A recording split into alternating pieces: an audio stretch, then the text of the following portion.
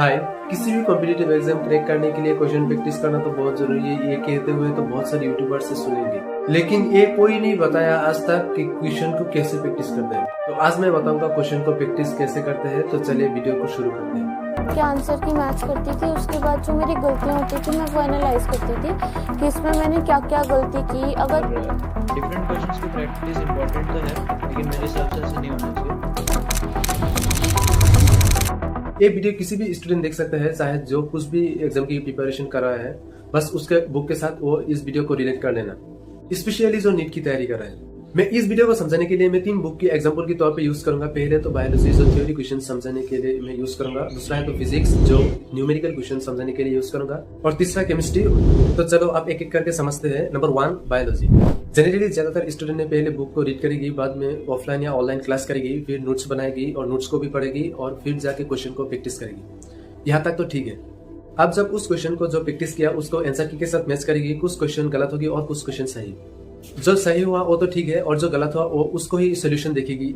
ये बहुत सारे स्टूडेंट, इवन तो मैं भी ऐसा करता था, ये एक गलत तरीका था, क्योंकि कई बार हमें कॉन्सेप्ट पता ही नहीं होता और कुछ क्वेश्चन को गेस करके टिक कर देते हैं और कई बार सही हो जाता है और कई बार गलत। जो क्वेश्चन गलत हो जाती है वो तो हो जाती है, लेकिन जो सही होता है हमें लगता है इस क्वेश्चन की कॉन्सेप्ट हमें आता है, लेकिन इसमें क्वेश्चन पूछती है और सामने फॉर्मूला लिखा रहता है और उसको देख के उस क्वेश्चन की फॉर्मूला से बैठा के उसका आंसर निकल जाती है। और स्टूडेंट को लगता है हमें सब कुछ आता है और बाद में जाकर क्वेश्चन को प्रैक्टिस नहीं करते हैं और ये फिर से गलत है। और तीसरा, अब बहुत सारे स्टूडेंट को देखा जब क्लास चल रही होता है वो इधर उधर ये लाइव चेक कर रहे थे। ये जनरली लाइव क्लास में होता है। मैं ऑनलाइन क्लास भी बहुत सारे कर चुकी हूँ, तो इसलिए मैं ये सब बता रही हूँ। तो एक्चुअली जब क्लास चल रहे थे तो आपको 100% अटेंशन होना चाहिए क्लास पर। और भी बहुत सारे गलत तरीका या फैक्टर है, उस पर आगे बात करेंगे। तो इसको डायरेक्टली मैं सोल्यूशन बता देती हूँ। ये भी एक फैक्टर है।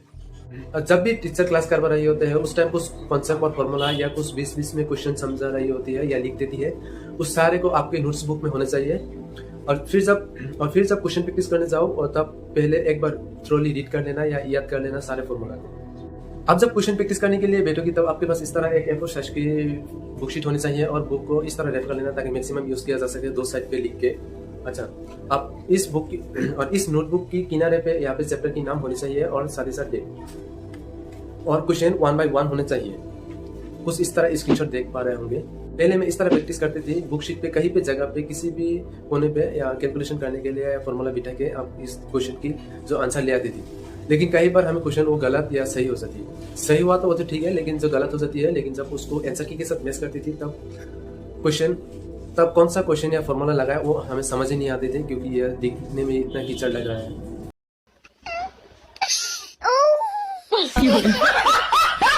इसीलिए जब आप फिजिक्स की क्वेश्चन प्रैक्टिस कर रहे हैं, इसके आंसर आपकी 1 by 1 होने चाहिए और कौन सा क्वेश्चन पे कौन सा फॉर्मूला या कॉन्सेप्ट लगा के और किस तरह कैलकुलेशन करके उस आंसर को ले आई है उसको आपको पता चले। जब आंसर की के साथ मैच करोगे तब आपको खुद पता लगेगी कि मैं यहाँ पे गलती कर रही हूँ।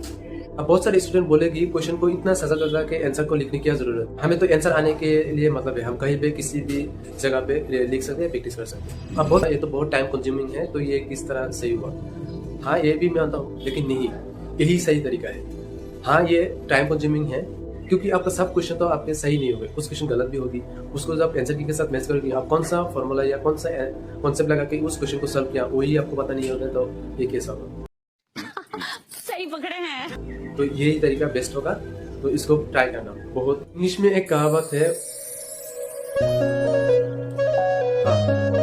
और इसको लेके हमारे एक मित्र शिकुर अली ने क्या कहा वो सुनिए।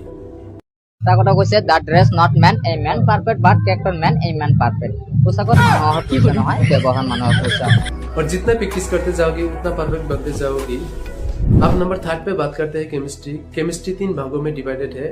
पहले फिजिकल केमिस्ट्री, दूसरा इनऑर्गेनिक केमिस्ट्री और तीसरा ऑर्गेनिक केमिस्ट्री। अब फिजिकल केमिस्ट्री को फिजिक्स की क्वेश्चन जिस तरह में प्रैक्टिस करने को कहा उस तरह आप प्रैक्टिस कर लेना, ठीक है।